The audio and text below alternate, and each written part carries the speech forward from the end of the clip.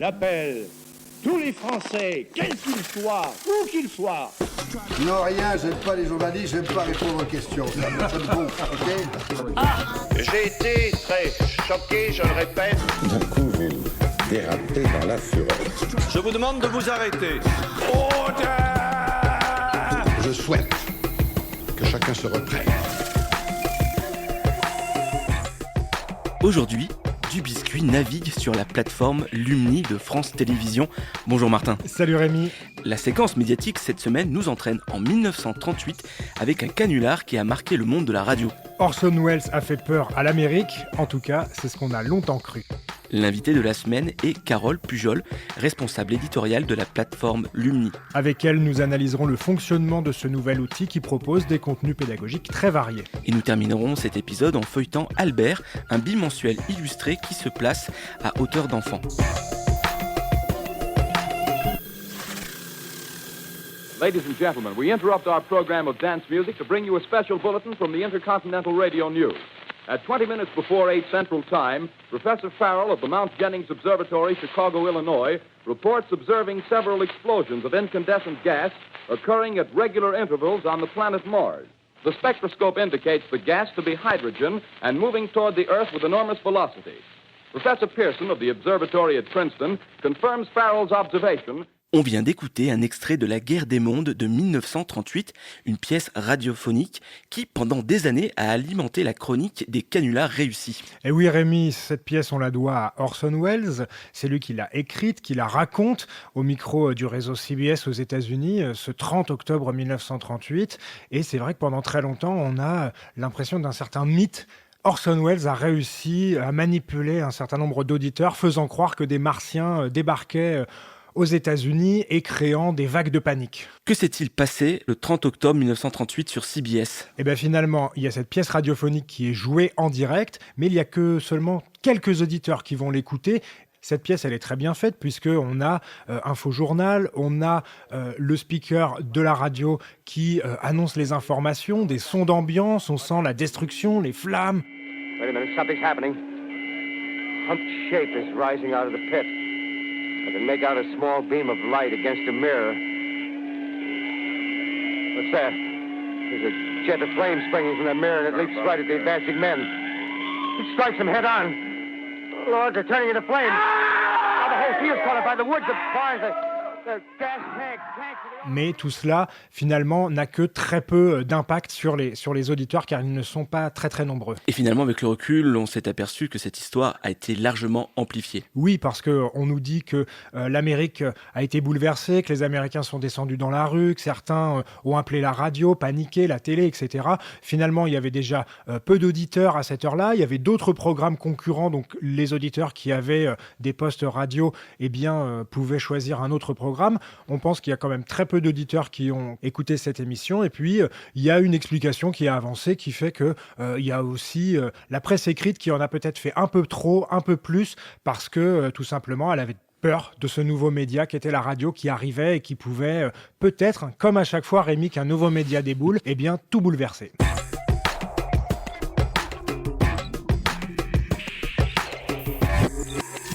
Comme Radio France, France Télévisions s'est beaucoup questionné sur la nécessité de renforcer l'offre déjà existante en matière d'éducation aux médias et à l'information. Oui, et c'est comme pour le grand public, surtout après l'attentat contre Charlie Hebdo, que beaucoup ont été convaincus de la nécessité d'en faire plus en matière de pédagogie, de transmission, de création de ressources. Carole Pujol, responsable éditoriale de la plateforme de France Télévisions Lumni, nous explique comment a évolué l'offre pédagogique en ligne de France Télé. Elle a eu plusieurs noms, elle a été France TV Éducation, elle a été Curiosphère, donc ça fait des années que ça existe. Après, elle s'est métamorphosée au fil des années, d'abord parce qu'il y a une demande réelle de la part de la communauté éducative et même aujourd'hui des parents. Les enfants sont de plus en plus, quoi qu'on en dise, sur Internet. Autant leur fournir quelque chose de cohérent et qui aille dans le sens d'une éducation positive et d'une éducation intelligente. Donc on a travaillé avec des enseignants, on continue de travailler aussi avec le ministère de l'Éducation nationale, le ministère de la Culture, le Clémy, tous ces acteurs-là, pour proposer aux parents, aux enfants et aujourd'hui aux associations aussi, parce que c'est des membres importants de la société, des programmes qui fassent réfléchir l'enfant, l'aider dans sa scolarité, mais aussi être citoyen. Et c'est dans ce cadre-là que nous avons d'éducation aux médias. Et sur ce site de France Télé, Lumni, on retrouve des contenus vidéo, audio, des articles, même des jeux qui sont répartis en fonction du niveau des élèves, comme nous l'explique Carole Pujol. La plateforme telle qu'elle est aujourd'hui est structurée de manière à ce que chaque niveau figure. C'est-à-dire que si vous avez un élève en primaire, enfin un enfant en primaire, vous allez avoir une icône primaire et quand vous déroulez le menu primaire, vous allez avoir les enseignements prioritaires pour un petit de primaire. Pareil pour le collège, pareil pour le lycée. La différence, évidemment, c'est le niveau et puis le côté de plus en plus exigeant qu'on va avoir pour des lycées, par exemple. Le lycée, on va avoir des programmes sur la géopolitique parce que récemment, ils ont cette matière-là qui est apparue. Sur le primaire, on sera encore un peu sur de l'animation, forcément, parce que l'enfant a besoin d'apprendre de manière beaucoup plus ludique. Donc, ça, c'est la façon dont est structurée la plateforme. Après, dans les contenus, il y a des contenus de France Télévisions, il y a des contenus propres à Lumni qui ne se trouveront nulle part ailleurs. Et puis, il y a des contenus aujourd'hui qu'on trouve aussi sur Arte, qui sont des contenus Radio France aussi, qui sont des contenus INA, qui sont des contenus France Média Monde. Donc, c'est vraiment une plateforme service public pour lequel chacun apporte sa contribution. Je pense notamment à France Média Monde. On va très certainement récupérer de la part de France 24 des programmes à destination des lycéens qui sont plutôt vers l'apprentissage des langues ou la politique internationale, parce que c'est leur spécialité. Arte nous a fourni des super programmes sur tout ce qui était justement éducation aux médias, parce qu'ils en ont aussi, parce qu'ils ont Arte Journal, et que du coup on a réussi à récupérer ce type de contenu, ils nous ont donné ces contenus. Donc voilà, donc chacun va amener sa pierre à l'édifice, et c'est ce qui est super intéressant sur cette plateforme, c'est que chacun va apporter sa spécialité, son savoir-faire, et tout ça dans l'intérêt de l'enfant et des parents, et des instituteurs ou des professeurs qui s'intéressent aussi à la plateforme. En plus de proposer ces ressources parfois inédites, Carole Pujol intervient régulièrement dans les classes avec des collègues, ce qui oblige France Télé à penser son positionnement par rapport aux équipes pédagogiques et aux professeurs rencontrés. Nous, on ne se substitue pas aux profs. C'est-à-dire que c'est le postulat de départ, c'est de leur dire, voilà, nous on vient avec notre rapport journalistique et notre expérience journalistique. Ensuite, on a construit quand même des ateliers avec eux, c'est-à-dire qu'on a fait des réunions, on leur a dit voilà, quelles sont les thématiques fortes sur lesquelles vous voulez qu'on bosse, parce qu'on ne peut pas arriver la fleur au fusil en disant bonjour, on est journaliste, on sait tout, c'est pas vrai, ça n'existe pas. Et encore moins quand on doit parler avec des enfants, il faut qu'on s'adapte aussi au public. Donc l'idée de départ, c'était de dire voilà, quelles sont les thématiques qui, selon vous, sont intéressantes pour les enfants et que vous voulez voir traiter en cours. Et ensuite, nous, on leur a proposé des ateliers.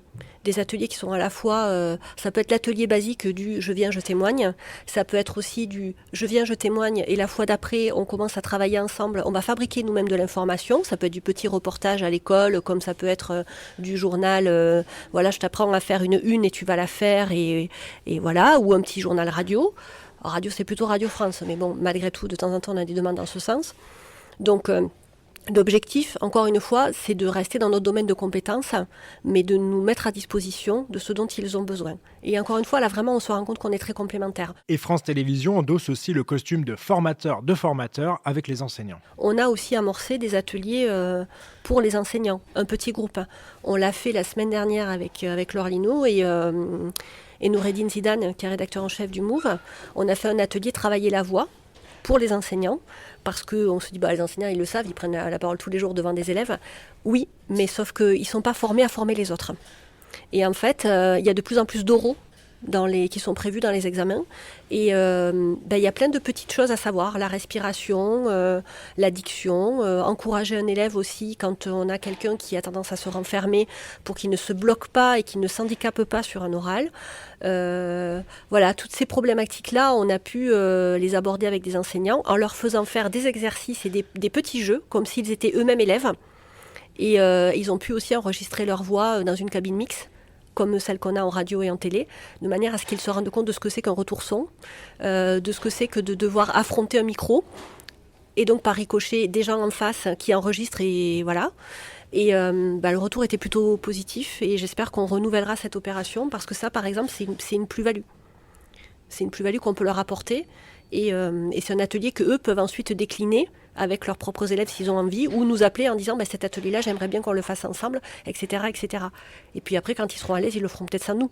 Mais l'essentiel, c'est que ça circule et que les savoirs et les compétences circulent. Nous aussi, on apprend beaucoup à leur contact. Et c'est l'occasion, comme beaucoup des intervenants que Dubiscuit a rencontrés, de repenser son métier et son rapport à l'éducation nationale. Ça change le regard sur le métier qu'on fait en tant que journaliste, oui, forcément. Sinon, ce serait dommage.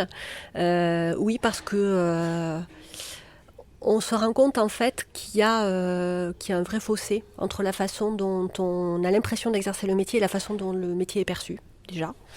Qu'il y a un fossé qui se creuse aussi de plus en plus entre une génération télé et une génération numérique. On a beau le dire en théorie, oui, en pratique c'est assez violent. Donc voilà. Et puis on se rend compte aussi du boulot qui est fait par les profs. Enfin voilà, on le sait parce la plupart d'entre nous sommes parents, donc on le sait pareil en théorie. En pratique, quand on les voit dans leur classe, c'est admirable. Vraiment quoi, c'est fou. Enfin, ils gèrent des trucs, je ne sais pas comment ils font, quoi. C'est super, ils ont un feeling avec les élèves, ils ont une façon de faire passer les trucs, c'est super bien. Et nous, on se dit, bon, bah finalement, on est un peu reçus comme, pas comme le Messie, il ne faut pas exagérer, mais on est reçus, genre, c'est génial, vraiment, vous nous faites un cadeau en venant.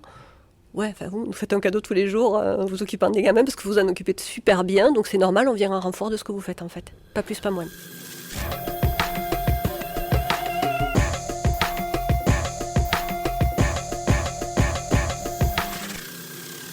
Pour retrouver toutes ces ressources, rendez-vous sur la plateforme Lumni avec, Martin, une petite sélection personnelle. Je me suis penché sur les vidéos, les ressources destinées à l'éducation aux médias, à l'information de cette plateforme, sans forcément faire un compte, créer un compte, mais tout simplement ce qui est destiné au grand public, ce qu'on peut voir. En éducation aux médias et à l'information, il y a 2 grandes séries qu'on connaît déjà, qu'on a déjà vues, mais là on retrouve tous les épisodes et ça c'est toujours intéressant. Les clés des médias et les clés du numérique. On peut également trouver d'autres articles très intéressants sur la pédagogie, notamment sur le parcours, les veilleurs de l'info, si vous voulez en savoir un peu plus. Également, les vidéos info intox des observateurs, qui sont courtes, plutôt bien faites, qui prennent un exemple à chaque fois. Et bien sûr, la collab de l'info également qu'on retrouve. Donc, il y a beaucoup de vidéos qui traînent un petit peu partout sur cette plateforme. On les retrouve toutes. Elles sont rangées par ordre. Et puis, surtout, il y a plein d'autres choses à découvrir. Enfin, l'outil de la semaine, Martin, tu voulais revenir sur une publication illustrée destinée au jeune public. Oui, c'est un journal qui s'appelle Albert, le petit journal illustré, qui est édité par la maison d'édition La Poule qui pond.